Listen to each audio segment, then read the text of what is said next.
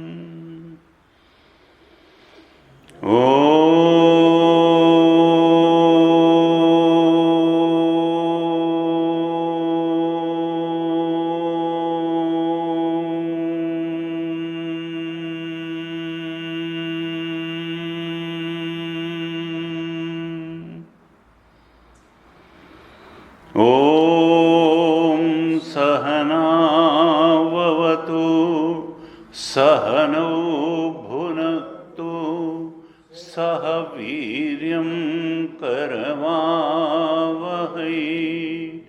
तेजस्विनावधीतमस्तु मा विद्विषावहै। ॐ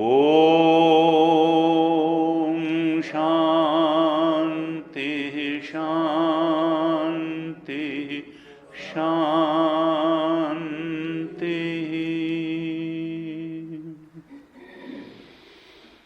सदाशिवसमारम्भां शङ्कराचार्यमध्यमाम् अस्मदाचार्यपर्यन्तां वन्दे गुरुपरम्पराम्। अज्ञानतिमिरान्धस्य ज्ञानाञ्जनशलाकया चक्षुरुन्मीलितं येन तस्मै श्री गुरवे नमः। तस्मै श्री गुरवे नमः। शांति मंत्र का पाठ करते। ओम शं नो मित्रः शं वरुणः शं नो भवत्वर्यमा शं न इन्द्रो बृहस्पतिः शं नो विष्णुरुक्रमः। नमो ब्रह्मणे नमस्ते वायो त्वमेव प्रत्यक्षं ब्रह्मासि त्वामेव प्रत्यक्षं ब्रह्म वदिष्यामि। ऋतं वदिष्यामि सत्यं वदिष्यामि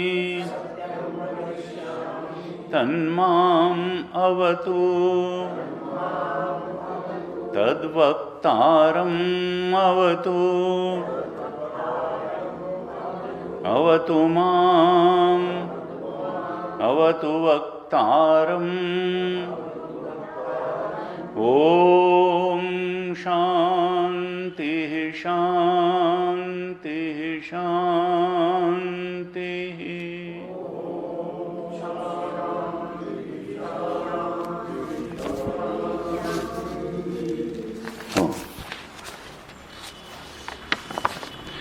5वें अनुवाक का पाठ है।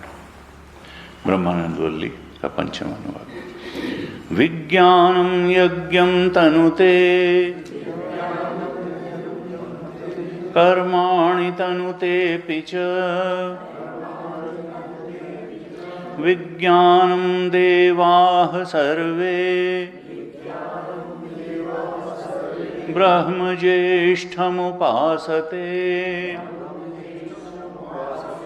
विज्ञानम ब्रह्म चेद्वेद तस्माच्चेन्न प्रमाद्यति शरीरे पाप्मनो हित्वा सर्वान् कामान् समश्नुत इति तस्यैष एव शारीरात्मा यः पूर्वस्य तस्माद्वा एतस्माद्विज्ञानमयात्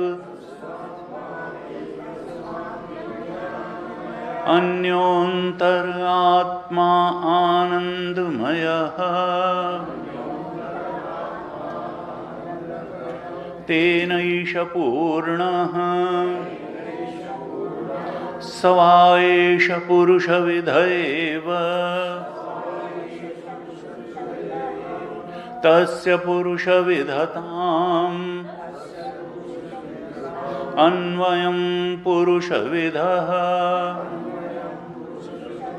तस्य प्रियमेव शिरः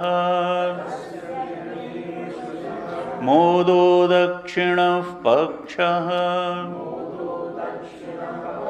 प्रमोद उत्तरः पक्षः आनंद आत्मा ब्रह्मपुच्छं प्रतिष्ठा तदप्येष श्लोको भवति तदप्येष श्लोको भवति।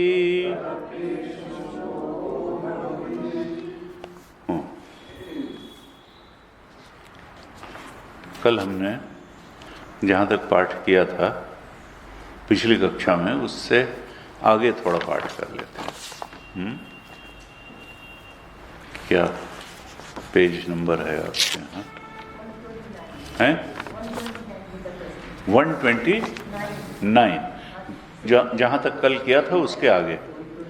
कल किया था विज्ञानमयाश्रितः स्वप्न उपलभ्यते, यहाँ तक किया था। उसके आगे के पैरा से करते हैं। 129 का कौन सा पैरा? शुरू से 129 का सेकंड पैरा आप दोहराइएगा। तस्य आनंदमयास्य आत्मनः इष्टपुत्रादिदर्शनजम् प्रियं शिर इव शिरः प्राधान्यात् मोदयति प्रियलाभनिमित्तो हर्षः स एव च प्रकृष्टो हर्षः प्रमोदः आनंद इति सुख सामान्यम् आत्मा प्रियादीनां सुख अवयवानां तेषु अनुस्यूतत्वात्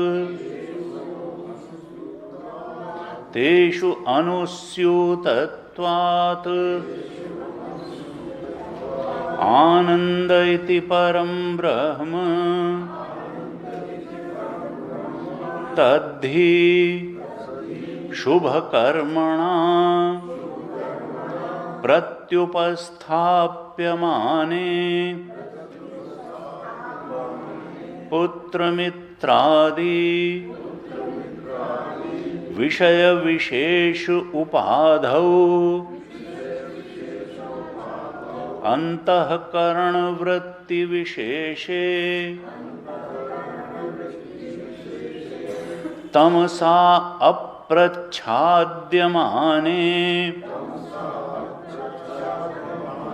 प्रसन्ने अभिव्यज्यते तद विषय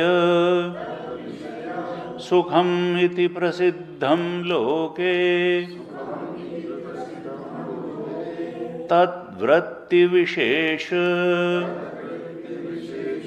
प्रत्युपस्थापकस्य कर्मणः अनवस्थितत्वात्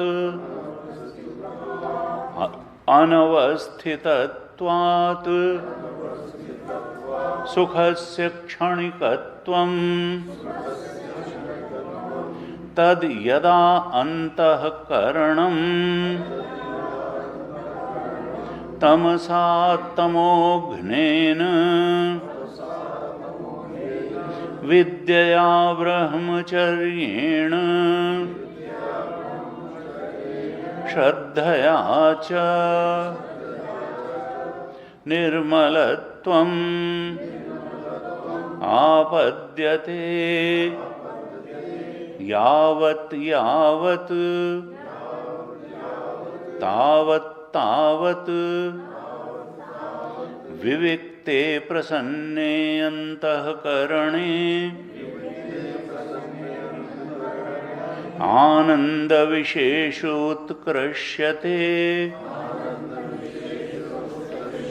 विपुलीभवति वक्षति च रसो वै सः रसं ह्येवायं लब्ध्वा आनंदी भवति एष हि एव आनन्दयाति एतस्य एव आनन्दस्य अन्यानि भूतानि मात्राम् उपजीवन्ति इति च श्रुत्यन्तरात् एवं च काम उपशम उत्कर्ष अपेक्षया शतगुणोत्तरोत्तर उत्कर्ष आनंदस्य वक्ष्यते एवं च उत्कृष्यमाणस्य आनंदमयस्य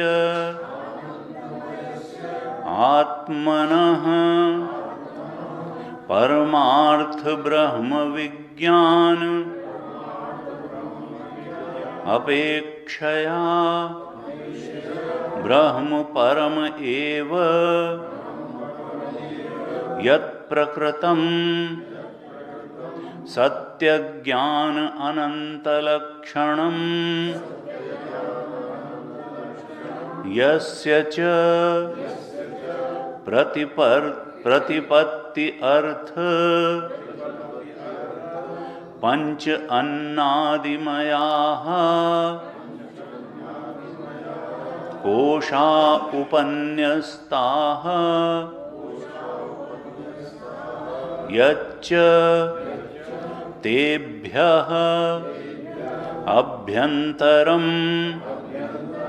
येन च ते सर्वं आत्मवन्तः तद्ब्रह्मपुच्छं प्रतिष्ठा तदेव च सर्वस्य अविद्यापरिकल्पितस्य द्वैतस्य अवसानभूतं द्वैतं ब्रह्म प्रतिष्ठा आनंदमयस्य एकत्व अवसानत्वात् अस्ति तद एकम् अविद्याकल्पितस्य द्वैतस्य अवसानभूतम् अद्वैतं ब्रह्म प्रतिष्ठापुच्छम् तद एतस्मिन् अपि अर्थ एष श्लोको भवति एष श्लोको भवति।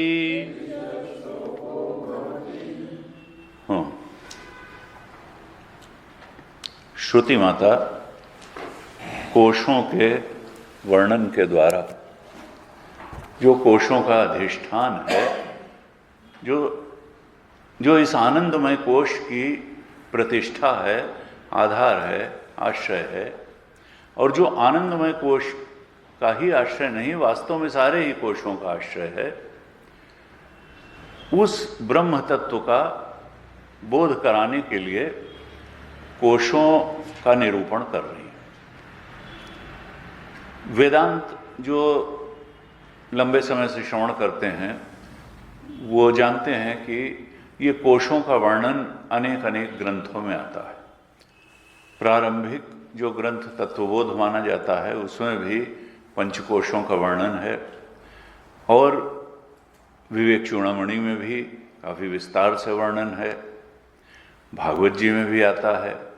विभिन्न वेदांत के ग्रंथों में पंचकोशों का वर्णन है, लेकिन यहाँ इस तैत्तिरीय उपनिषद में जिस प्रक्रिया से, जिस ढंग से पंचकोशों का वर्णन किया गया है वो अन्यत्र दुर्लभ है, नहीं है। अपूर्वता क्या है? किसी भी ग्रंथ की अपूर्वता क्या होती है कि जो अन्य जगह न मिले और वहीं मिले, उसको कहते हैं ये ग्रंथ की अपूर्वता है। षड्विध लिंग से तात्पर्य निर्णय में भी अपूर्वता एक बड़ा महत्वपूर्ण बिंदु होता है, 6 बिंदुओं में, कि ये ग्रंथ कहना क्या चाहता है, उसको कभी चर्चा करेंगे। षड्विध लिंग से वो तय होता है। तो यहाँ अपूर्वता क्या है कि पंच कोशों का वर्णन तो है, लेकिन इन कोशों के अंगों का भी वर्णन है।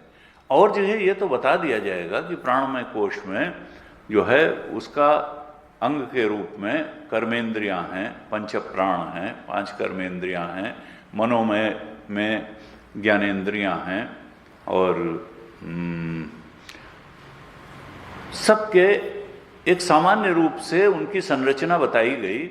लेकिन यहाँ जिस प्रकार से तस्य श्रद्धैव शिरः, तस्य ऋतम दक्षिण पक्ष, सत्यम उत्तर पक्ष, योग आत्मा, महापुच्छम प्रतिष्ठा, जिस प्रकार से अंगों का वर्णन करके और एक एक नाम दिया गया, प्राणमय कोश में कहा पृथ्वी पुच्छम प्रतिष्ठा, मनोमय कोश में कहा अथर्व अंगिरस, ऋषि को प्रतिष्ठा बता दिया।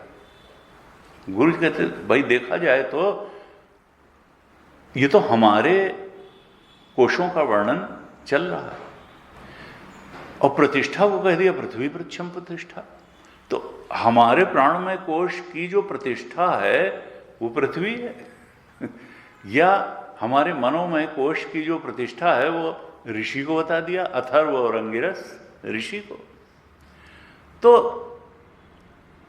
या महापुच्छम प्रतिष्ठा, विज्ञानमय कोश की प्रतिष्ठा महत्त्व को बता दिया, हिरण्यगर्भ को बता दिया।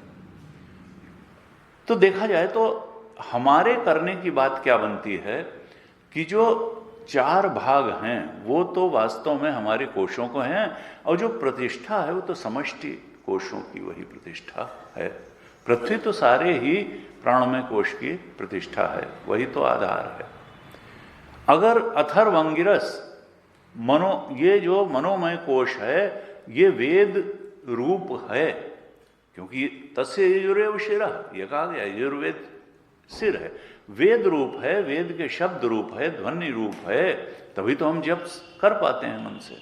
तो ये अगर मनोमय कोश वेद रूप है तो फिर अथर्व और अंगिरस ऋषि को बता दिया, क्योंकि ये वेद हमें प्राप्त तो ऋषियों के मन से ही हुए, गुरु शिष्य परंपरा में ये वेद प्राप्त होते चले आए, इसलिए ऋषियों को बता दिया मनोमय कोश की प्रतिष्ठा, और विज्ञानमय की प्रतिष्ठा महत्त्व को बता दिया, हिरण्यगर्भ को बता दिया। क्यों? क्योंकि उनके चरणों में शरणागत होने से ये कोश सबल होगा। भगवान की भक्ति को प्रतिष्ठा बता दिया विज्ञानमय कोश की, ध्यान को आत्मा बता दिया, योग आत्मा बता दिया, शास्त्रानुसारी जो कर्तव्य है वो बिल्कुल स्पष्ट हो जाए, इसको दाहिना भाग ऋतम दक्षिण पक्ष बता दिया, और उसके क्रियान्वयन की पूरी क्षमता संकल्प के साथ आ जाए, हम उस शास्त्रानुसार निर्णीत कर्तव्य को ठीक तरह से क्रियान्वित भी कर सकें, इसको सत्य का नाम देकर कह दिया ये भी विज्ञानमय का बायां भाग है। और कौन ये सब करेगा? जिसके तस्य श्रद्धैव शिरः, जिसकी श्रद्धा होगी, शास्त्र में श्रद्धा होगी, गुरु में श्रद्धा होगी, ईश्वर में श्रद्धा होगी, अपनी सामर्थ्य में श्रद्धा होगी, वही तो ये सब कर पाएगा। तो कहा तस्य श्रद्धैव शिरः, इस प्रकार से विज्ञानमय का वर्णन किया।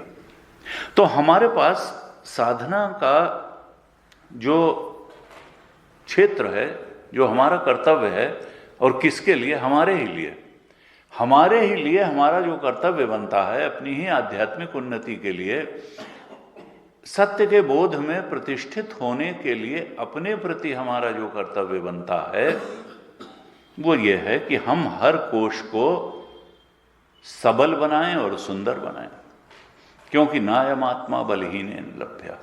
अगर हमारे ये कोश अन्नमय, प्राणमय, मनोमय, विज्ञानमय सबल नहीं होंगे, पवित्र नहीं होंगे, निर्मल नहीं होंगे, सुंदर नहीं होंगे, तो हम इनके अधिष्ठान ब्रह्म तत्व के बोध तक पहुंच नहीं पाएंगे। इसलिए गुरु जी कहते देखो सुंदर और सबल बनाओ इन कोशों को, इसीलिए श्रुति माता इतना खोल खोल करके इनके अंगों का निरूपण कर रही है। और हमारा बायां हाथ अगर काम न करता हो और बाकी शरीर बहुत तगड़ा हो तो क्या हमको सबल कहा जा सकेगा? न सबल न सुंदर। इसका मतलब सारे अंग पुष्ट होने चाहिए। हर कोश के जो भी चार चार अंग बताए वो सब पुष्ट होने चाहिए, अच्छे, स्वस्थ, निर्मल, पवित्र होने चाहिए। अब यहां पर विज्ञानमय कोश में कहा ब्रह्मपुच्छम प्रतिष्ठा। जो हिरण्यगर्भ है, जो हमारे शिव जी हैं, राम जी हैं, कृष्ण जी हैं, वही उसकी प्रतिष्ठा है। वहां पर जो उनके चरणों में अपने अहंकार को गलित करेगा, भगवान के बारे में जानना और अपने बारे में जानना और संसार के बारे में, ये कोई अलग अलग बात नहीं है। जिसने भगवान के बारे में ठीक ठीक जान लिया, उसने अपने बारे में भी ठीक ठीक जान लिया, उसने संसार के बारे में भी ठीक ठीक जान लिया। क्योंकि सत्ताएं अनेक नहीं है, सत्ता एक है। सब कुछ की प्रतिष्ठा ब्रह्म ही है। जीव की भी प्रतिष्ठा, पंचकोशों की प्रतिष्ठा, आनंदमय की प्रतिष्ठा ब्रह्म है। तो वास्तव में विज्ञानमय की भी अंतिम प्रतिष्ठा वही है और संसार की भी प्रतिष्ठा ईश्वर ही है। भगवान कृष्ण ने गीता में कहा कि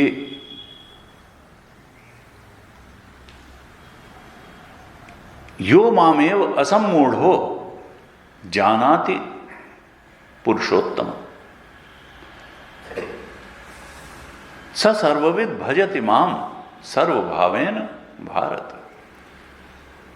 जो मुझे पुरुषोत्तम जानता है, ये सारे पुरुषाकार हैं और पुरुषोत्तम वही है, ब्रह्म प्रतिष्ठा वही है, वो मेरा ही भजन करता है, सर्वभाव से मेरा ही भजन करता है। उमा राम स्वभाव जिन जाना, तिन्ह तज भजन भाव नहीं आना। जिसने राम जी के स्वरूप को जान लिया, स्वभाव को जान लिया, तो फिर वो संसार को नहीं भजता है, वो अपनी वासनाओं का भजन नहीं करता है, उनकी पूर्ति के लिए भाग दौड़ नहीं करता है। वासना पूर्ति उसके जीवन का लक्ष्य नहीं रहती है। वो जानता है कि इससे दुख के अलावा और संसरण मिटेगा नहीं, मुक्ति नहीं होगी। वो फिर भगवत भजन करता है, संसार भजन नहीं करता, क्योंकि ये शरीर भी जो है वह वासनाजन्य है और ये संसार भी वासनाजन्य ही है। बीएमआई चार्ट में वी ही सबसे ऊपर है। हमारा स्वरूप तो ओंकार स्वरूप है। ये बॉडी माइंड इंटेलेक्ट जो है, इनकी माता जी वी हैं, वासना हैं, और जीव की माता जी पीएफटी जो है, जो परसीवर फीलर थिंकर जीव है, जीव की माता जी भी वही वासना ही हैं। और जो बाहर ऑब्जेक्ट इमोशन थॉट हैं, जितने संसार के प्राणी पदार्थ हैं, और जो बड़ी अच्छी और खराब लगने वाले इमोशंस हैं, चाहे हमारे हों चाहे दूसरे के हों, और जो बड़ी बड़ी बातें हैं, गांधीयन फिलॉसफी, ये थॉट्स, नेहरू की थॉट, भाई टैगोर की थॉट, गुरुदेव का ये थॉट जो होती है, इनकी माता जी भी ही हैं, वासना ही है। ये ऑब्जेक्ट इमोशन थॉट, ये इसमें जब तक उलझे रहोगे तब तक ओंकार स्वरूप से वंचित रहोगे। वो वहां तक तो वाणी पहुंच ही नहीं पाती है। न मनो गच्छति न वाग गच्छति। ये ऑब्जेक्ट इमोशन थॉट का जो संसार है, इसकी माता जी वासना है, और वासना जो है उससे ऊपर उठना है। उसमें जब तक हम फंसे रह जाएंगे अच्छे या खराब बन करके, तब तक सत्य से दूर रहेंगे। सुनहु तात माया कृत गुण अरु दोष अनेक, गुण यह उभय न देखिए, देखिए सो अविवेक। ये जो अच्छा और बुरा, ये जो अनुकूल और प्रतिकूल, ये सब जो है मायाकृत है, और भगवान जो है मायातीत है, माया के पार है। गुण यह उभय न देखिए, देखिए सो अविवेक। जब तक इनके चक्करों में फंसे रहेंगे तो कहा कि वो वासना। तो ये शरीर भी वासनाजन्य है, ये संसार भी वासनाजन्य है, ये जीवत्व भी वासनाजन्य है, ये जगत भी वासनाजन्य है। जब तक इसी को सत्य मानते रहेंगे तब तक सत्य से अपने को वंचित रखेंगे। इससे ऊपर उठ करके सत्य पाया जा सकता है। यही श्रुति की विवक्षा है, यही श्रुति माता चाहती हैं कि तुम पंच कोशों में क्रमशः अनासक्त होते होते आनंदमय से, अन्नमय से विज्ञानमय तक आओ, फिर आनंदमय तक आओ, और फिर आनंद का भी जो आधार है, अधिष्ठान है, ब्रह्म तत्व, उसको अपने स्वरूप के रूप में पहचान लो। ये दृष्टि बना लो कि देखो ये सब तो टूल हैं, ये वासनाओं को पूरी करने के लिए हमने ही एक उपकरण अपने लिए रच लिया है, और उन वासनाओं की पूर्ति के लिए संसार चाहिए था, तो भगवान ने संसार की रचना कर दी। ये इस वासनाजन्य शरीर और उसकी पूर्ति के लिए रचे गए संसार के खेल से अगर अपने को बाहर करके उस सत्यम ज्ञानम अनंतम लक्षण वाले ब्रह्म तत्व के बोध में हम प्रतिष्ठित हो जाएं, तो श्रुति का यही लक्ष्य है। और क्योंकि श्रुति कहती है, देखो परम लक्ष्य वही है, ब्रह्मवित् आपनोति परम, यो वेद निहितम गुहायाम परमे व्योमन। अपने अंदर ही उसको पाओगे और इनसे आसक्ति का त्याग करके पाओगे। मूढ़ कौन है? जो इसमें लिपटा हुआ है। और मूढ़ ही नहीं, गीता जी में तो भगवान बार सम्मूढ़, विशेष रूप से अच्छे ढंग से मूढ़। अब लोगों को बहुत खराब लगता है, अरे साहब I am such an achiever, दुनिया हमारे चरणों में पड़ती है, हमने देखो मंत्री प्रधानमंत्री की कुर्सी पाई, तुम कहते हो ब्रह्मविद, आओ जिसने ब्रह्मबोध नहीं प्राप्त किया वो मूढ़ ही नहीं, सब मूढ़ है, विशेष रूप से मूढ़ता को प्राप्त है। हम नहीं जाएंगे ऐसी जगह जहां ऐसी बातें की जाएंगी। ये चिन्मय मिशन बहुत ही वाहियात चीज है, यहाँ नहीं। अरे देखिए मुरारी बापू को देखिए, जहां अच्छे अच्छे लोग आते हो इतने वैसी कथा करिए। ये क्या है कि गीता को लेके बैठ गए, उपनिषद को लेकर के बैठ गए, इतनी सच्चाई भी बताना ठीक नहीं है।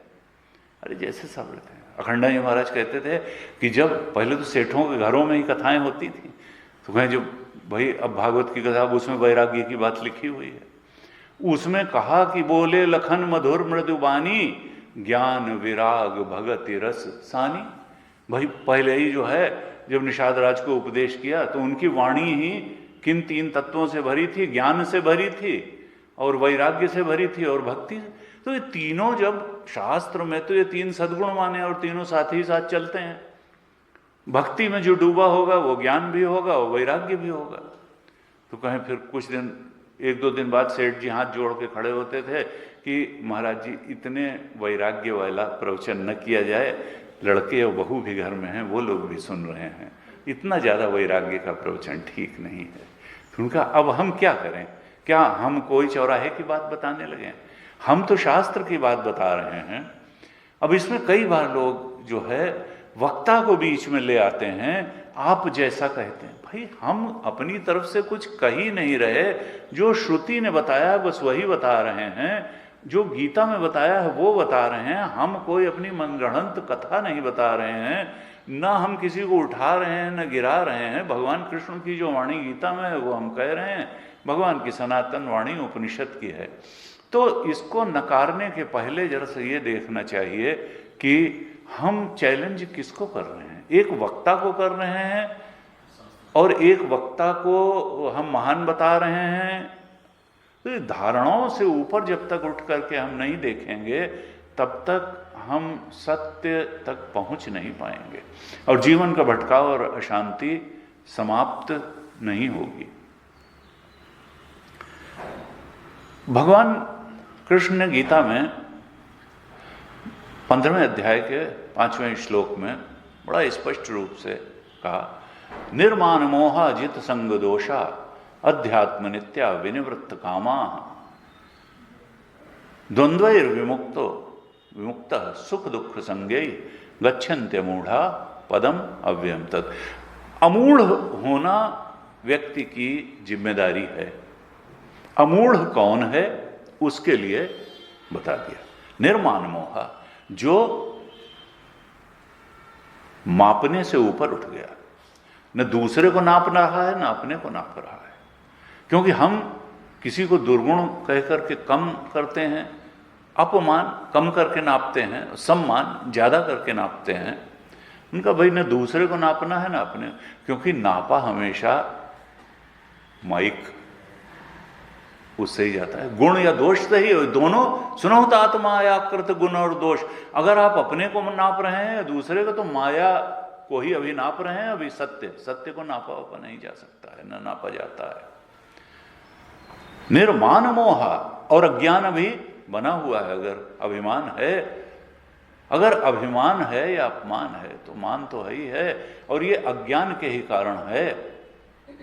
तो कहा अमूढ़ा बनना है अगर, तो निर्माण मोहा और जित संग दोषा। अभी आसक्ति है, पंचकोशों से आसक्ति है, मैं और मेरे से आसक्ति है, अहम और मम बना हुआ है। जित संग दोषा, आसक्ति के दोष पर विजय पानी होगी, द्वैत से ही आसक्ति होगी। वो जो दूसरा है वो है ही नहीं जहां से आप आसक्त कर रहे हैं, है तो आत्मा का ही, ब्रह्म तत्व ही है। निर्माण मोहा जित संग दोषा अध्यात्म नित्या, का नित्य सत्य का चिंतन करो, ब्रह्म तत्व का चिंतन करो, आत्म तत्व का चिंतन करो। अध्यात्म नित्या, ये पार्ट टाइम जॉब नहीं है। ध्यान करो, और आधे घंटे ध्यान करने के लिए 23.5 घंटे भी ठीक से रहना होगा। अध्यात्म नित्या, भगवान ने कहा ये जो है ये नित्य रूप से आध्यात्मिक हो। 24 घंटे आपको स्पिरिचुअल रहना है, थोड़ी देर के लिए नहीं। अध्यात्म नित्या विनिवृत्त कामा, कामनाओं से अच्छी तरह से मुक्त हो, क्योंकि कामनाएं बांध लेंगी। कामना जो है वो संसार से बांध देती है, विषय से बांध देती है कामना। हमको आत्मा से बांधना है, विषय से धीरे धीरे पीछा छुड़ाना है। और आत्मा तो हमारा स्वरूप है, उधर बढ़ना है। तो विनिवृत्त कामा द्वंद्वैर विमुक्तो, ये जो द्वंद्व में हम पड़े रहते हैं, ये सुख दुख संज्ञेय, ये सुखद है चीज, ये दुखद है चीज, इससे नहीं। आत्मा तो ज्ञान स्वरूप है, सुखद स्वरूप है। ये सुख और दुखी करने वाले तो संसार के विषय हैं, उनसे तो विनिवृत्त होना है। सुख दुख संज्ञेय, ये अगर हो गया तो गच्छन्ते मूढ़ा, तब अमूढ़ता को प्राप्त होता है ये जीव। गच्छन्ते मूढ़ा पदम अव्यय, तब उस अव्यय ब्रह्म पद जो हमारा स्वरूप ही है उसको प्राप्त हो जाए। देखिए कितना संक्षिप्त में भगवान ने वहां पर बताया, साधना पथ ही पूरा बता दिया। और 10वें अध्याय के 3 श्लोक में भगवान कृष्ण ने कहा, यो माम अजम अनादिम च वेत्ति लोक महेश्वर। देखिए, पुण्य पुंज बिनु मिला ही न संता, और सत्संगति संसरति कर अंता। जब हमारे पूर्व जन्म के या इस जन्म के पुण्य कर्म फलित होते हैं, तब हमको अच्छे और शुद्ध सत्संग की प्राप्ति होती है, श्रेष्ठ संत से हमारा मिलन होता है। पुण्य पुंज बिन मिला ही न संता, और सत्संगति संसरति कर अंता। अगर अच्छा सत्संग मिल गया तो बस पार लगा देगा। सत्संगत्वे निसंगत्वम, निसंगत्वे निर्मोहत्वम, निर्मोहत्वे निश्चल तत्वम, निश्चल तत्वे जीवन मुक्ति। जीवन मुक्ति ब्रह्म बोध में ले जा करके खड़ा कर देगा सत्संग। लेकिन उसके लिए जरूरी क्या है? पुण्य। तपो भी क्षीण पापानाम, अनेक अनेक तरीके बताए गए। कहा पुण्य और पाप दोनों तो हमारे पास हैं, तो पुण्य तो बढ़े और पाप क्षरित हो जाए, समाप्त हो जाए। भगवान ने गीता के अंतिम श्लोक में कहा कि देखो ये पाप बाधा बन के खड़े हो जाते हैं तुम्हारे उत्कर्ष में, तुम्हारे आध्यात्मिक उत्कर्ष में पाप बाधा बन के खड़े हो जाते हैं। और ये तपस्या उपस्या से बहुत देर लगेगी पाप मिटाने में। तो इसलिए कहा सर्वधर्मान परित्यज्य माम एकम शरणम व्रज अहम त्वा सर्व पापेभ्यो मोक्षयिष्यामि मा शुचा। मैं तुम्हें तुम्हारे सारे पापों से मुक्त कर दूंगा, और जो पुण्य ही बचेंगे तो फिर पुण्य ही बचेंगे तो सत्संग में मिल जाएगा और फिर जीवन मुक्ति तक पहुंच भी जाओगे। इसलिए तुम तो सर्व धर्मान परित्यज्य। और हमने कई बार चर्चा की कि धर्मान का अर्थ क्या है। धर्म तो क्रियात्मक होता है, कर्म, और कर्म के पीछे तो कामना खड़ी होती है। कहना कहते हैं सर्व कामान परित्यज्य, तुम संसार की कामना छोड़ करके मेरी कामना करो। सर्वधर्मान परित्यज्य, और मेरी एक शरण पकड़ लो। तुम्हारे अंदर कामना हो तो मेरी, तुम्हारे अंदर चिंतन हो तो मेरा, तुम्हारे अंदर ललक हो तो मेरी, तुम्हारी पाने की इच्छा हो तो मुझे पाने की इच्छा हो। अर्थात वासना और कामना त्याग की बात भगवान कह रहे हैं कि माम एकम शरणम व्रज। तुम ये वासनाओं की शरण में न रहो, संसार के विषय भोग पदार्थों की शरण में न रहो। माम एकम शरणम व्रज, मेरे और मुझ एक की ही शरण में रहो। शर्त बहुत बड़ी है, छोटी नहीं है। ये नहीं है कि मंगलवार की शाम को 250 ग्राम बाहर की दुकान से खरीदा बेसन का लड्डू और वहां जाकर के चढ़ाया और भगवान ने कहा हो गया माम एकम शरणम। नहीं नहीं, इतने से नहीं। सर्वधर्मान परित्यज्य, सर्व वासना परित्यज्य, सर्व कामान माम एकम शरणम व्रज। तब कहा कि अहम त्वा सर्व पापेभ्यो मोक्षयिष्यामि मा शुचा। तब शोक शंका मत करो, शोक में मत करो, सारे ही पापों से मुक्त कर दूंगा। भगवान ने अपने अंतिम उपदेश में ये बड़ा जोर से कहा। और 10वें अध्याय में करीब करीब बीच में भी यही बात कही, शुरू में ही 3 श्लोक में कहा, अर्जुन यो माम अजम अनादिम च वेत्ति लोक महेश्वरम, जो मुझे अजन्मा जानता है और अनादि जानता है। देखिए, संसार एक समय उत्पन्न हुआ, सदैव सौम्य इदम अग्रे आसीत एकमेव अद्वितीयम, एक समय नहीं रहता है, फिर मैनिफेस्ट होता है, फिर प्रलय में लीन हो जाता है, माया में फिर से उत्पन्न होता है। वेदांत तो सृष्टि रचना का ही बताता है। लेकिन भगवान ब्रह्म तत्व क्या है?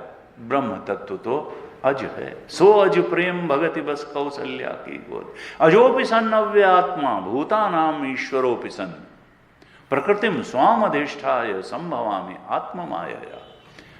भगवान बार बार कहते हैं, मैं तो ये माया का शरीर, माया मानुष रूपिणो रघुवरो, तुलसी राम जी का वो शरीर भी माया मानुष रूपिणो है।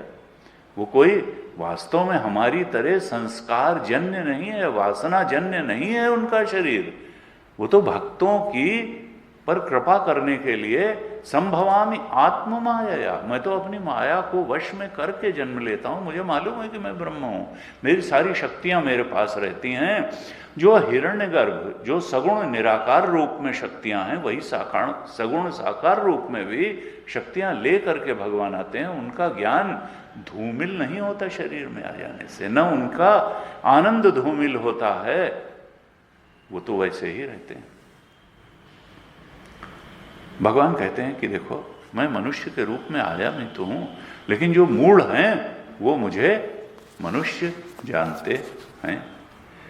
मुझे जो है मनुष्य के अवजानन्ति माम मूढ़ा मानुषीम तनुमाश्रितम, 9वें अध्याय में भगवान ने कहा 11वें श्लोक में, मुझे लोग साधारण मनुष्य ऐसा समझते हैं कि मैं मनुष्य ही हूं, क्योंकि मैं मनुष्य शरीर में आ गया हूं, मैं भगवान हूं, और फिर मेरी अवज्ञा भी करते हैं। अवजानन्ति माम मूढ़ा, मूढ़ा शब्द भगवान को बहुत प्रिय है। कहते जो मूर्ख हैं, अज्ञानी हैं, वो मुझे शरीर में आने पर जो है वो मानते हैं कि मैं मनुष्य हूं और मेरी बातों का तिरस्कार करते हैं, मेरे परम भाव को नहीं जानते। परम भावम अजानंता मम भूत महेश्वरम, मैं तो इस त्रिलोक का स्वामी हूं, भूत महेश्वर हूं, सारे भूतों को उत्पन्न करने चलाने वाला और मिटाने वाला मैं हूं, मैं ही सत्ता हूं, मैं ही शक्ति हूं। ये नहीं जानते। कौन नहीं जानते? मूढ़ा। और अगर जान जाएं तो हो जाएं अमूढ़ा। 10वें अध्याय के 3रे श्लोक में कहा, यो माम अजम अनादिम च वेत्ति लोक महेश्वरम, जो मुझे अजम और अनादिम जानता है और इस लोक का महान ईश्वर जानता है। उत्पत्ति स्थिति और लय का कारण मैं ही हूं, मैं महेश्वर हूं। मैं कोई मनुष्य शरीर में आ जाने से सीमित शक्तियों वाला नहीं हो गया हूं। कहा ऐसा जो जान लेता है, असमूढ़ समर्थेषु, वो सारे मरण धर्मा मनुष्यों में असमूढ़ हो गया। वही जो 15वें अध्याय के 5वें श्लोक में कहा था, जो असमूढ़ है वही परम गति को प्राप्त करता है। वो असमूढ़ता कैसे आएगी? जो भगवान के इस स्वरूप से परिचित होगा कि वो लोक महेश्वरम है, वो अजम है, वो अनादिम है, और ऐसा ही हमारा भी स्वरूप है। वही हमारा भी चेतन का स्वरूप है, वही ब्रह्म स्वरूप हमारा है। जो ऐसा जानेगा, जो तत्त्वम असि को जानेगा, जो भगवान का सत्य, वही जीव का सत्य। चैतन्य में टुकड़े नहीं होते हैं। ऐसा जो जानता है, असमूढ़ समर्थेषु, वही असमूढ़ है। उसी का अज्ञान मानो नष्ट हुआ, उसी की अविद्या नष्ट हुई, उसी की मूढ़ता चली गई, वो असमूढ़ हो गया। और यही तो चाहिए था, यही तो बाधा थी। असमूढ़ता के ही तो कारण व्यक्ति पाप और पाप के फल दुख में फंसा हुआ था। यहां फिर भगवान कहते हैं, असमूढ़ समर्थेषु सर्व पापैः प्रमुच्यते, वो जानते ही सारे पापों से मुक्त हो जाता है। जो 18वें अध्याय के 66वें श्लोक में भगवान ने प्रतिज्ञा की थी, 10वें अध्याय में भी उसका तरीका वो बता चुके हैं। सर्व पाप ही, वहां जो कहा था सर्वधर्मान परित्यज्य माम एकम शरणम व्रज अहम था त्वा सर्व पापेभ्यो मोक्षयिष्यामि मा शुचा। वहां कहा था मैं कर दूंगा, और यहां कहा था कैसे करूंगा, तुम जानो मुझे कि अजम अनादिम हूं, मैं लोक का महेश्वर हूं। ऐसे अगर करोगे तो सर्व पापई प्रमुच्यते, सारे पापों से तुम मुक्त हो जाओगे। और पाप से मुक्त होते ही तो फिर पुण्य अगर बचेंगे तो सत्संग भी प्राप्त होगा, हृदय निर्मल हो जाएगा, और तब जीवन मुक्ति तक पहुंचना कोई हमारे लिए कठिन कार्य नहीं रह जाएगा। तो वहां पर कहा ब्रह्मपुच्छम प्रतिष्ठा, योग आत्मा, अर्थात ध्यान लगाएं हम उस परमात्मा पर का नित्य स्मरण बनाए रखें, वो उसका नित्य स्मरण बनाए रखें, और उससे उसकी भक्ति से हमारा मन भीगा रहे। महापुच्छम प्रतिष्ठा, वो जो परमात्मा है उसकी भक्ति बनी रहे, उसकी याद बनी रहे, उसका स्मरण बना रहे।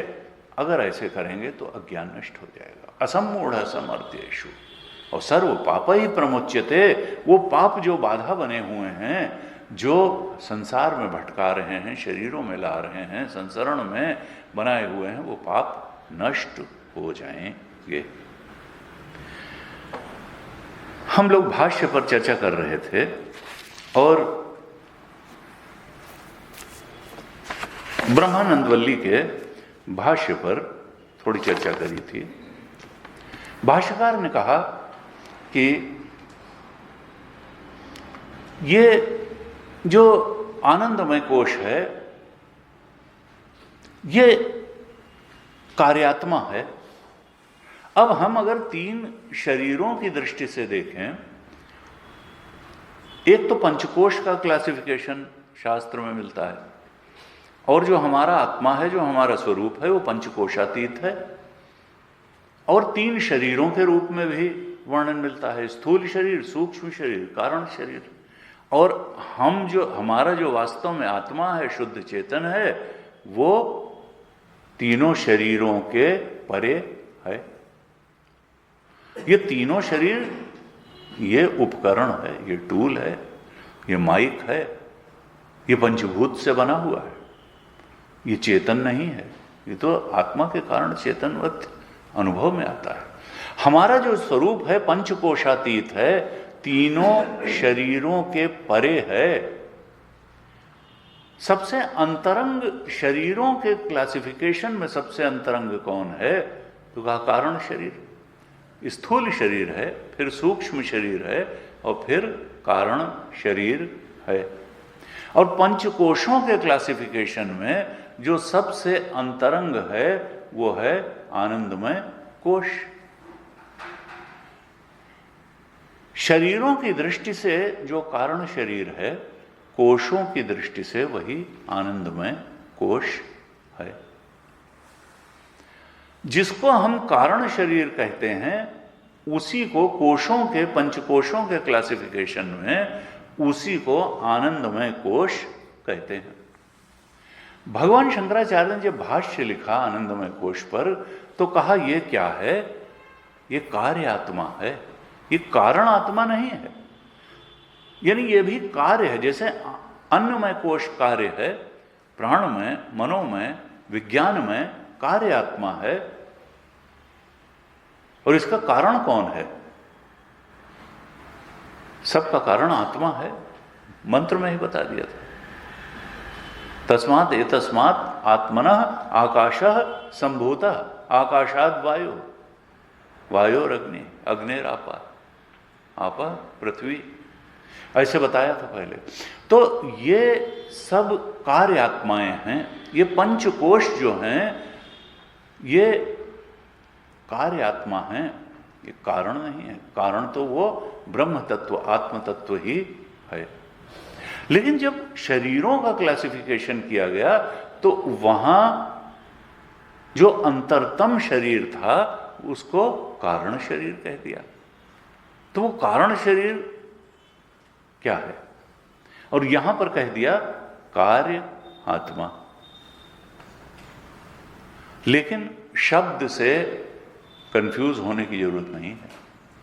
कारण शरीर बिल्कुल वही है जो आनंदमय कोश है।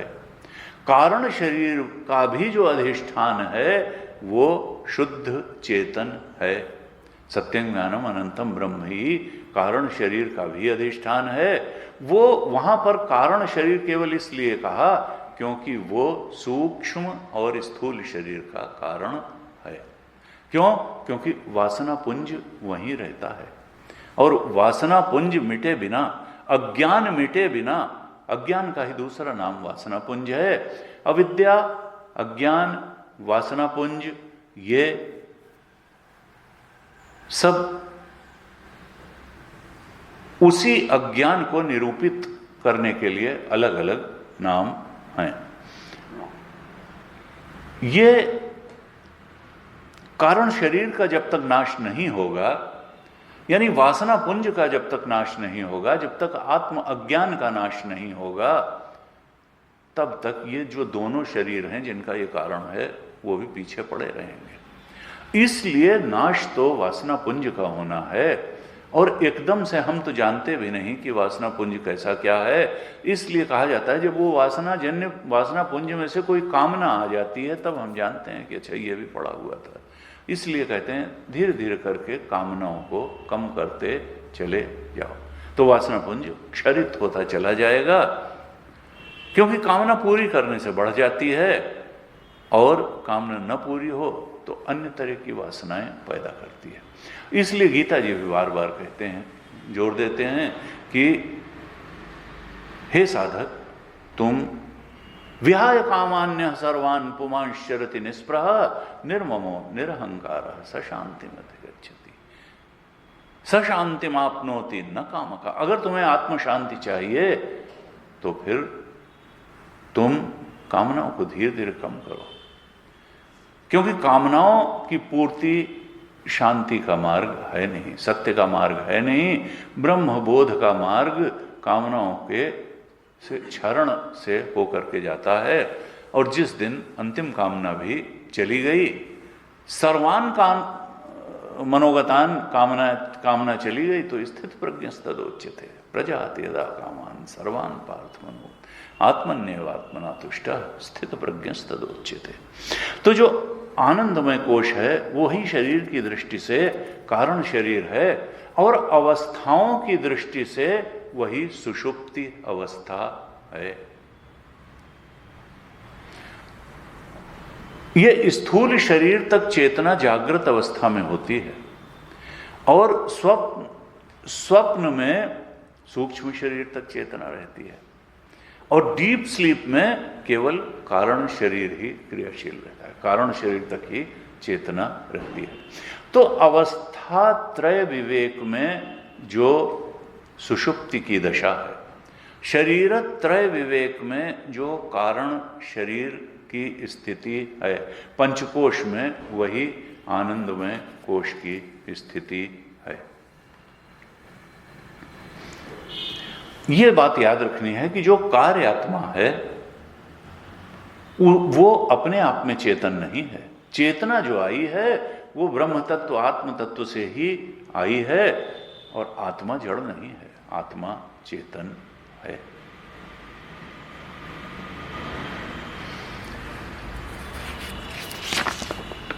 हमने चर्चा की थी पहले, भगवान शंकराचार्य ने बहुत से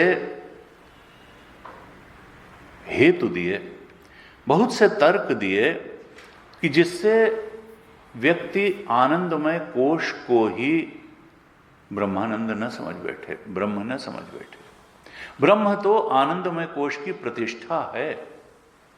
हमको असल में ब्रह्मानंद मालूम नहीं, हमको आनंदमय कोश के ही आनंद मालूम है, हमको वृत्ति रूप आनंद ही मालूम है।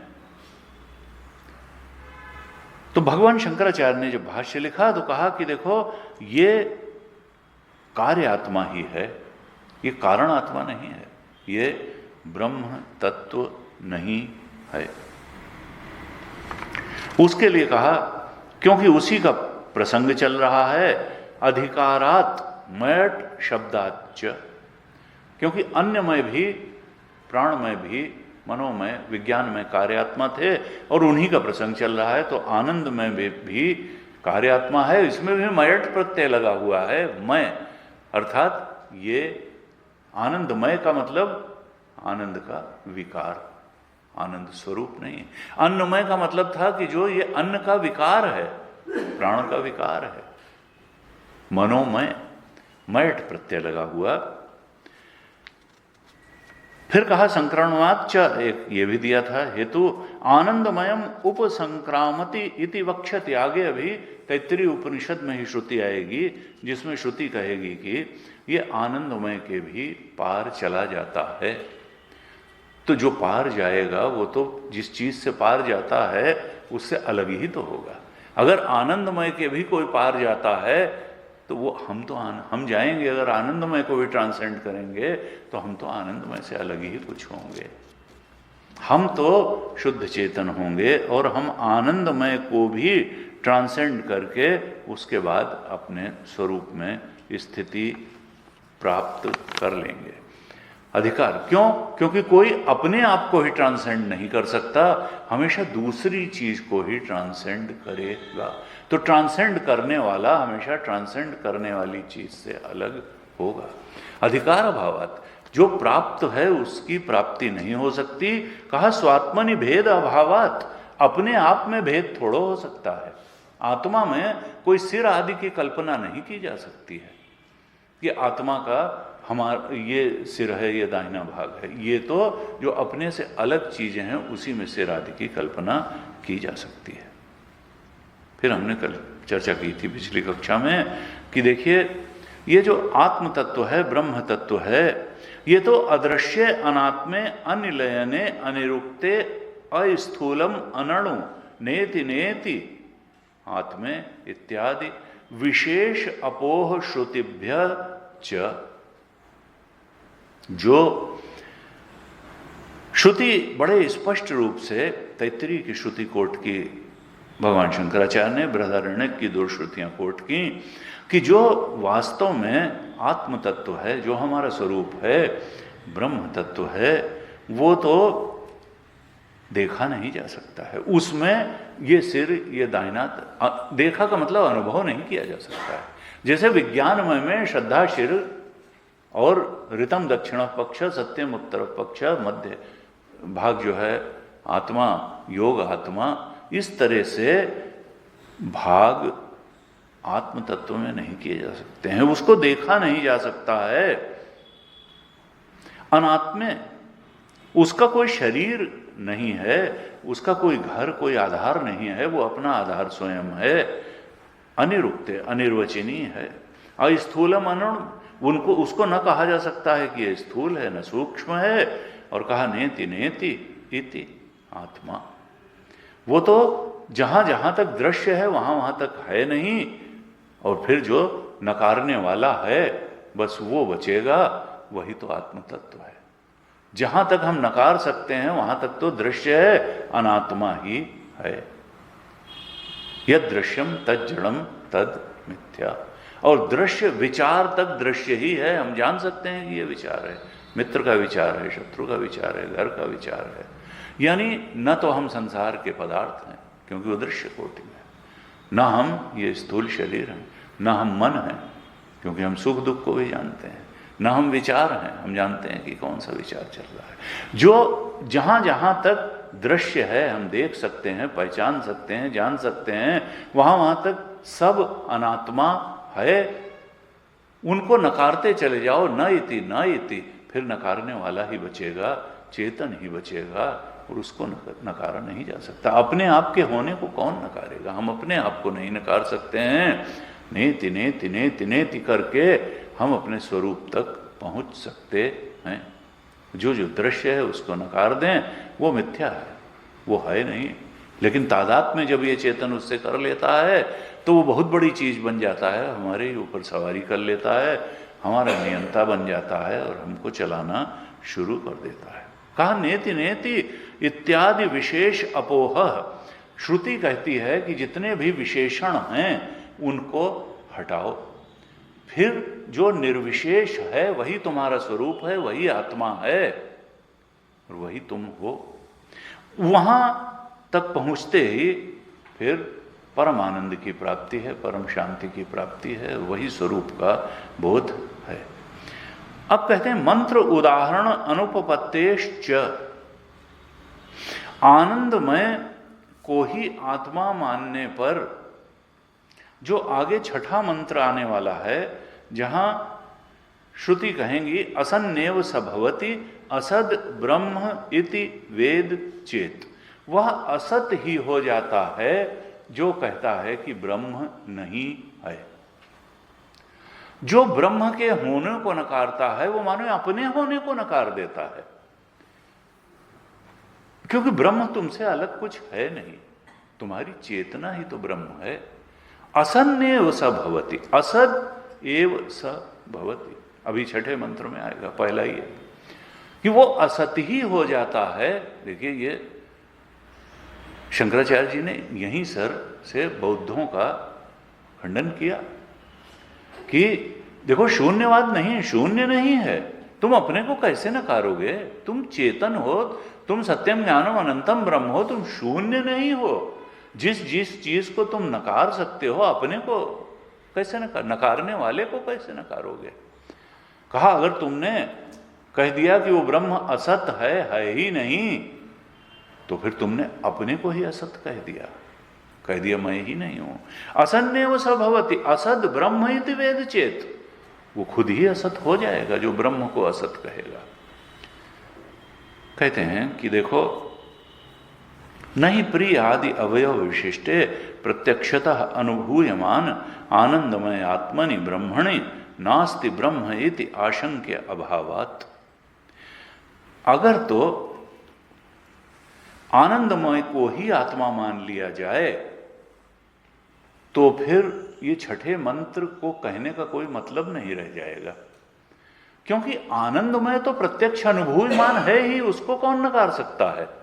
कौन कह सकता है कि हमको आनंद का अनुभव नहीं होता, हमको प्रियता का अनुभव नहीं होता है, हमको मोद नहीं होता, हमको प्रमोद नहीं होता, हमको चाट खाने में आनंद नहीं आता, हमको लड्डू खाने में आनंद नहीं आता है, हमको प्रियजनों से मिलने में आनंद नहीं आता है।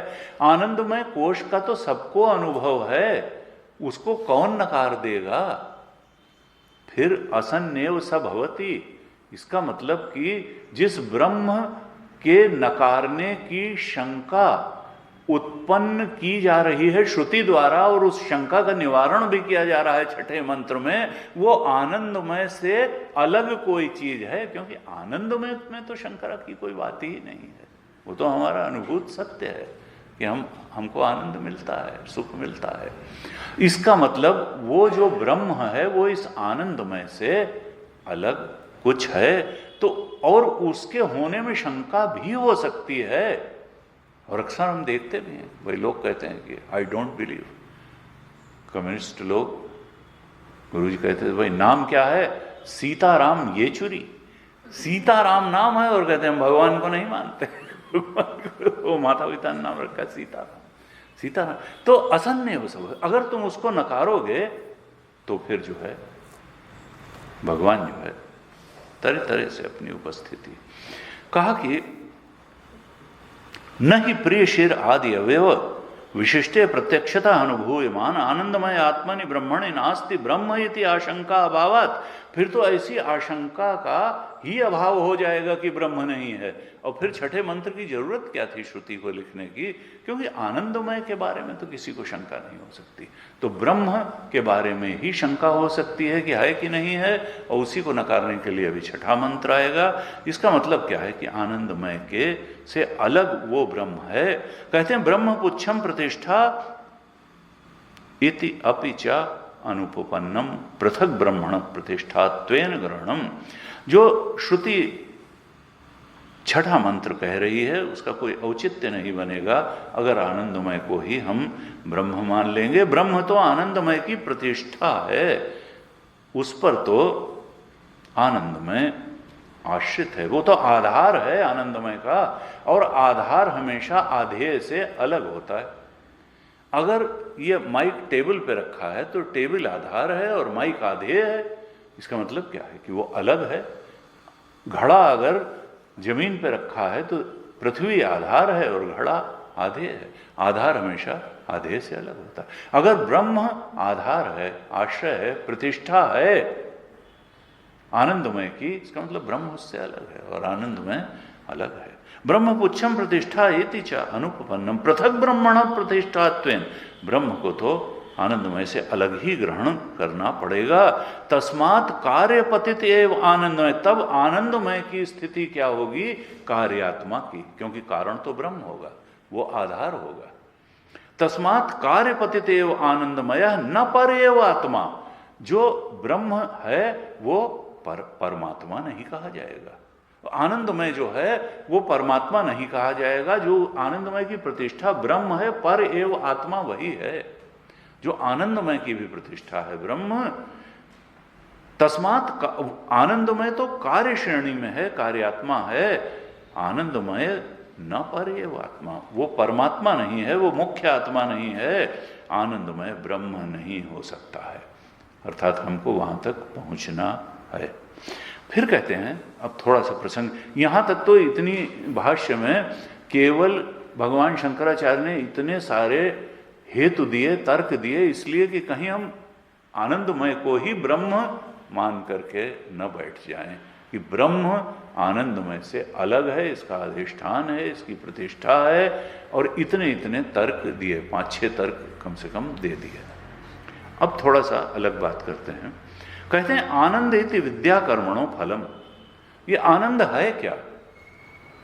आनंद आता कहां से है? आनंद का स्रोत क्या है? आनंद के पीछे तो दुनिया भाग रही है, सारे लोग आनंद के ही पीछे भाग रहे हैं। लेकिन ये नहीं मालूम है कि आनंद कहां से आता है। क्योंकि अगर ये मालूम पड़ जाए तो बस उसी को पकड़ लें और इतने आनंदित हो जाएं जितने आनंदित होने की तलाश है, और फिर आनंद की तलाश ही खत्म हो जाए। आनंद की वजह से ही तो सारी मारामारी है। जन्मों जन्मों से जो शरीर पे शरीर धारण कर रहे हैं, वो किसी एक अप्राप्त आनंद को पा लेने के लिए ही तो धारण कर रहे हैं, और वही मिल नहीं रहा है। लगता है कि मिला मिला मिला, लेकिन उसकी तलाश पूरी ही नहीं होती है। यहां पर बता रहे हैं कि देखो साधक, तुम समझ लो कि आनंद आता कहां से है, आनंद का स्रोत क्या है। आनंद विषय रूप है कि फल रूप है? आनंद कार्य रूप है कि फल रूप है? कहते हैं आनंदित विद्या कर्मणा फलम। भाष्यकार कहते हैं कि देखो, एक तो ये जान लो कि आनंद जो है वो फल रूप है। आनंद किसी विषय का नाम नहीं है, किसी विषय का नाम आनंद नहीं है। आनंद जो है फल रूप है, और किस चीज का फल है? कहा विद्या कर्मणा फलम। आनंद जो है, विद्या जहां पर आता है ऐसे कर्म के साथ, वहां उसका होता है उपासना। विद्या कर्म, उपासना और सत्कर्म का फल है आनंद। भाष्यकार ये बहुत स्पष्ट कर देते हैं।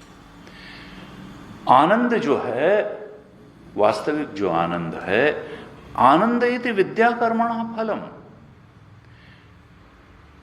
ये, और यहां पर अभी ब्रह्मानंद की बात नहीं हो रही है, यहां पर अभी दुनियावी आनंद की ही बात हो रही है।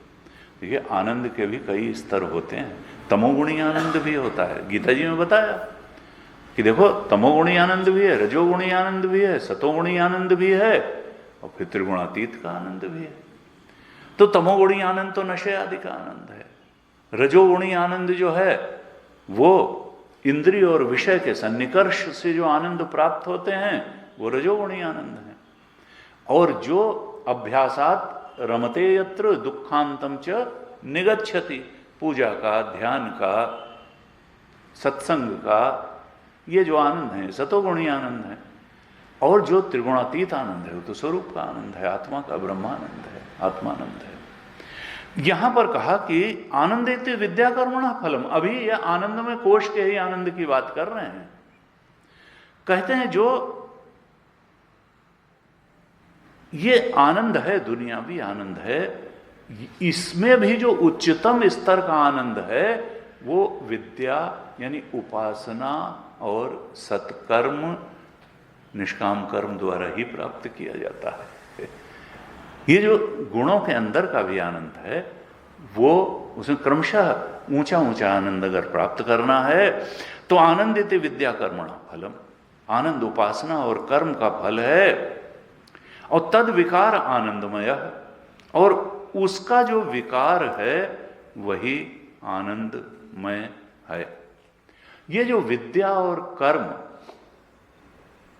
देखिए अज्ञान दशा में हो सकता है दुष्कर्म हो जाए, हम सोचेंगे कि उसमें लॉन्ग रन में वो उतना गहरा और स्थायी आनंद नहीं देगा। इसलिए यहीं पर स्पष्ट कर रहे हैं भगवान शंकराचार्य कि आनंदमय में भी अगर आनंद की वृद्धि करनी है, क्योंकि हम तो अभी आनंदमय के हैं, उस आनंदमय में स्थित आनंद को भी अगर अच्छा से अच्छा और ऊंचा से ऊंचा हमको बनाना है तो हमको सत्कर्म और उपासना बढ़ानी पड़ेगी। विद्या कर्मणा फलम, अधिक अधिक आनंदित हम होते जाएंगे आनंदमय के ही धरातल पर। अभी ब्रह्मानंद की बात नहीं कर रहे हैं।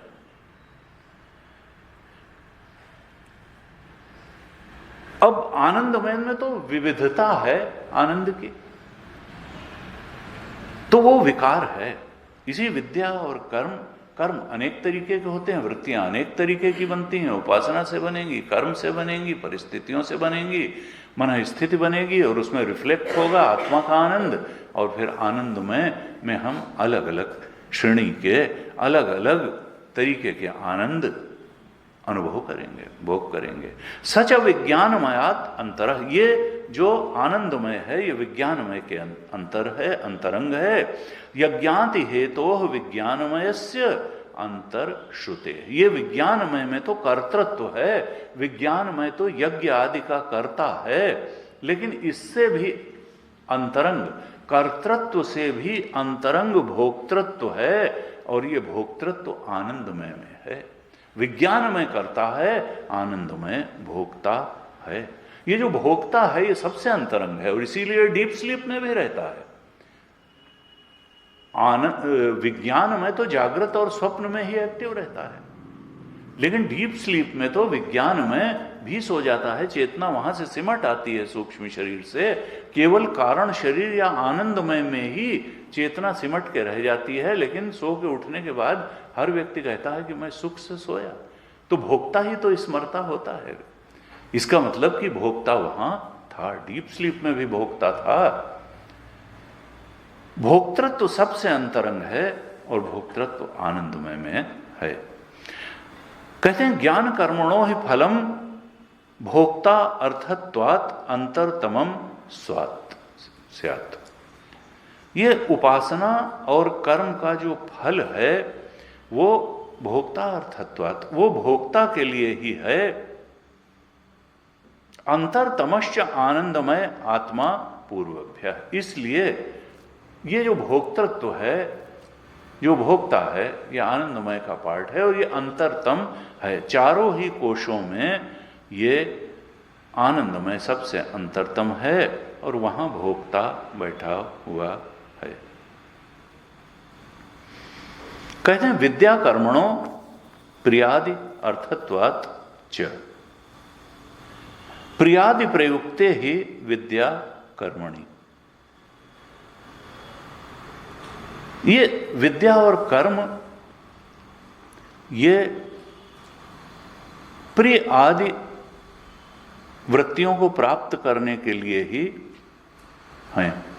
विद्या कर्मणः प्रियादि अर्थत्वाच्च, ये जो प्रिय मोद प्रमोद आदि वृत्तियां हैं, हमने चर्चा कर दी। प्रिय का मतलब वृत्ति कब होती है? जब हम किसी आनंद देने वाली प्राणी पदार्थ परिस्थिति का दर्शन कर लेते हैं, देख लेते हैं, फिर उसके बाद में जब उसको ग्रहण करने की स्थिति आती है तब मोद होता है, और जब ग्रहण कर लेते हैं उसको तो प्रमोद होता है, अब भोग हो गया उसका।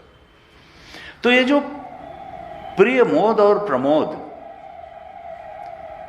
इन वृत्तियों को पाने के लिए ही उपासना और कर्म किया जाता है। आनंदित होने के लिए। प्रियादि प्रयुक्ते ही विद्या कर्मणि, प्रिय मोद और प्रमोद आदि को पाने के लिए ही उपासना और कर्म का अनुष्ठान किया जाता है। भाष्यकार लिखते हैं, तस्माद् प्रिय आदि नाम फल रूपाणाम आत्म सन्निकर्षात् विज्ञानमयस्य आभ्यंतरत्वम उपपद्यते। इसलिए जो प्रिय मोद और प्रमोद वृत्तियां हैं, ये निश्चित रूप से कर्तृत्व से अंतरंग हैं, भोक्तृत्व कर्तृत्व से अंतरंग है, विज्ञानमय से अंतरंग हैं ये वृत्तियां। क्योंकि कर्म वहां होगा, हम उपासना करेंगे तो विज्ञानमय से करेंगे, कर्म करेंगे तो विज्ञानमय से करेंगे, लेकिन उनका जो भोग होगा प्रिय मोद और प्रमोद का वो आनंदमय में होगा। ये तीनों ही प्रिय मोद प्रमोद ये ज्यादा गहरी हैं और आत्मा के ज्यादा निकट हैं। आत्मा के आत्मसन्निकर्षात्, विज्ञानमय के मुकाबले, कर्तृत्व के मुकाबले ये वृत्तियां आनंदमय आत्मा के अधिक निकट हैं। सबसे निकट है भोक्तृत्व। प्रिय आदि वासना निर्वृतः ही आनंदमय विज्ञानमय आश्रितः स्वप्न उपलब्ध्यते। अब इस प्रकरण का अंतिम वाक्य लिखते हैं भगवान शंकराचार्य कि ये जो प्रिय आदि वृत्तियां हैं, ये विज्ञानमय का आश्रय लेकर के ही अपने को अभिव्यक्त करती हैं। आनंदमयो विज्ञानमय आश्रितः स्वप्ने उपलब्धते। स्वप्न में भी आनंदमय विज्ञानमय का आश्रय लेकर के ही अपने को अभिव्यक्त करता है, और जागृत में भी, क्योंकि विज्ञानमय ही तो प्रिय प्राणी पदार्थ पर स्थिति को देखेगा या देखने के लिए प्रयास करेगा। विद्या कर्मणा कौन करेगा? विज्ञानमय। अगर विज्ञानमय का आश्रय न हो तो ये प्रिय मोद प्रमोद वृत्तियां उपजेंगी ही नहीं, क्योंकि कर्तृत्व तो विज्ञानमय में ही है। दर्शन कौन करेगा? दर्शन जो है वो तो विज्ञानमय ही करेगा। प्राप्ति, अनुकूल की प्राप्ति के लिए प्रयत्न तो विज्ञानमय ही करेगा। इसलिए आनंदमय विज्ञानमय का आश्रय लेकर के ही अपने को अभिव्यक्त करता है, जागृत में भी और स्वप्न में भी।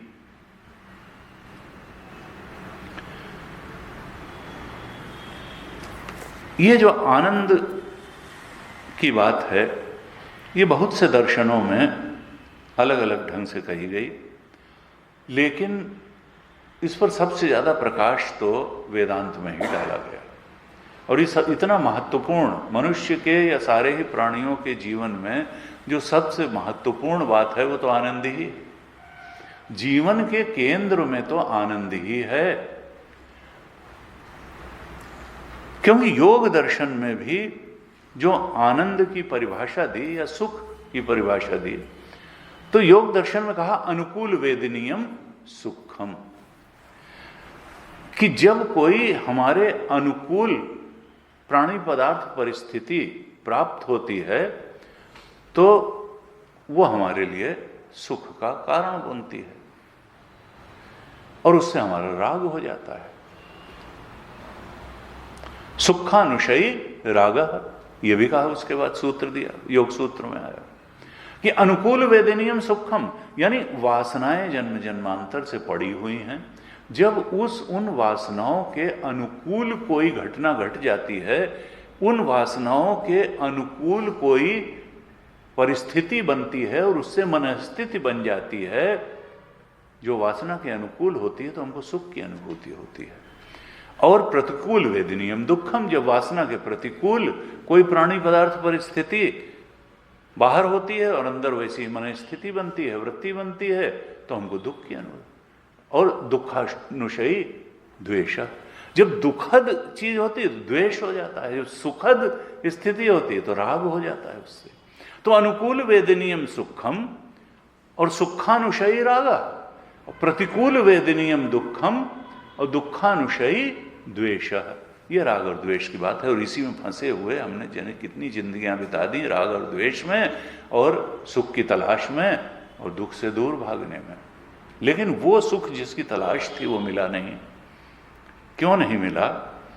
क्योंकि देखिए योग दर्शन जो है उसने सुख को बाहर बता दिया।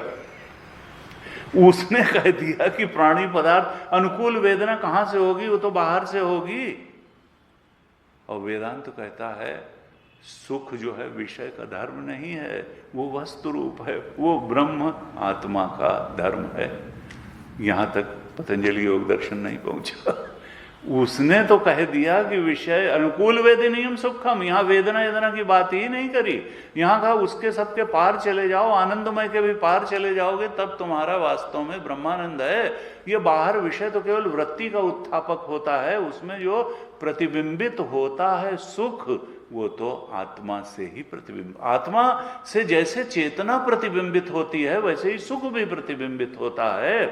ये जो बाहर के प्राणी पदार्थ परिस्थितियां हैं, ये तो केवल वृत्ति का उत्थापन करते हैं, एक केवल वृत्ति बनाते हैं। उसमें जो चेतना है, जैसे तुम्हें जीवंत बनाने वाला आत्मा है, वैसे ही तुम्हें सुखी बनाने वाला भी आत्मा ही है। आत्मा का आनंद नामक धर्म वृत्ति में जब प्रतिबिंबित होता है, तो वृत्ति चूंकि अलग अलग है, इसलिए वो प्रतिबिंबित आनंद भी अलग अलग लगता है। लेकिन वहां तो आनंद तो आत्मा का ही धर्म है, वो विषय का धर्म ही नहीं है।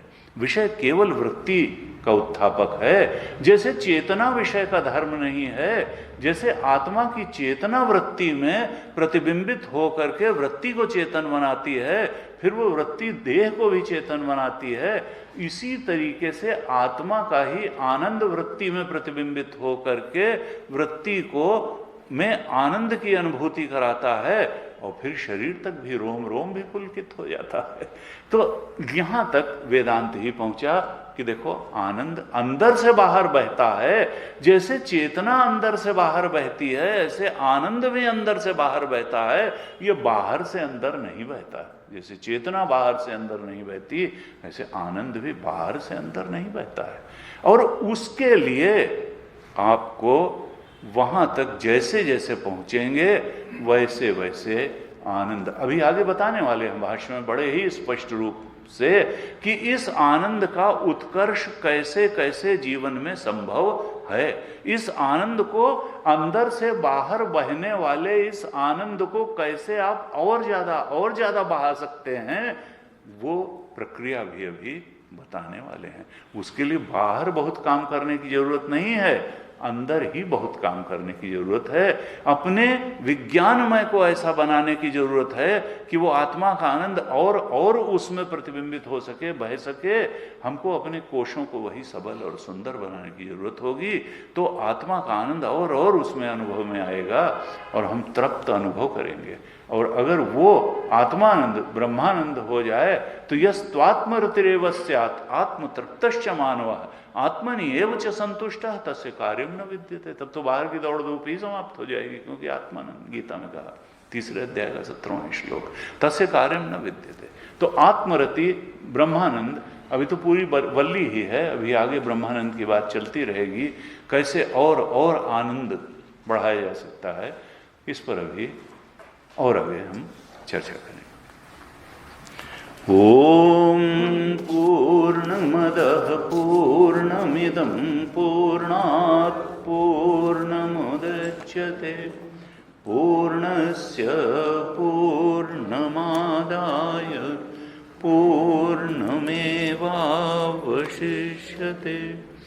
ओम शांति शांति शांति।